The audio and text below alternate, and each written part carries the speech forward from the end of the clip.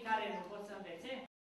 Părinții și-au făcut deja temele pentru a obține un loc la o școală de top din capitală. Nu știu însă ce îi așteaptă. Clasele vor fi și la anul supraaglomerate, iar un cadru didactic va fi nevoit să aibă grijă de aproximativ 30 de elevi. Un exemplu este școala numărul 7 din capitală. În prezent, 94 de elevi învață în 3 clase. Vin foarte mulți și din afara circumscripției, ținând cont de faptul că noi suntem cam la ieșirea din București și vin majoritatea din Otopeni, Corbeanca, Săftica, voluntari. E destul de greu, destul de greu.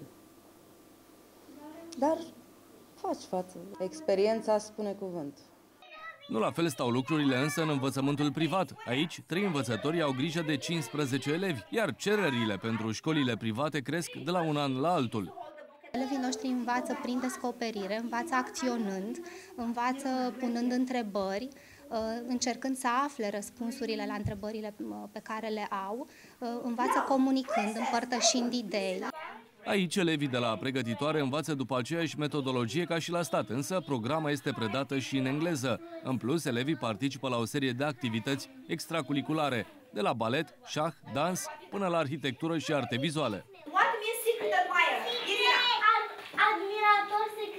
Le dezvoltă curiozitatea, le dezvoltă capacitatea de exprimare, capacitatea de a reflecta asupra lucrului făcut. Îmi place mai mult matematica. De ce?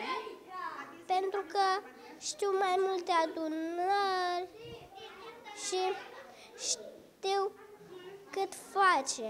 Notează într-un jurnal titlul cărții, despre ce a fost cartea, care este subiectul, în 2-3 cuvinte, nu mai mult, și colorează un număr de steluțe. Cu cât e mai mare numărul de steluțe, cu atât înseamnă că le-a plăcut mai mult cartea.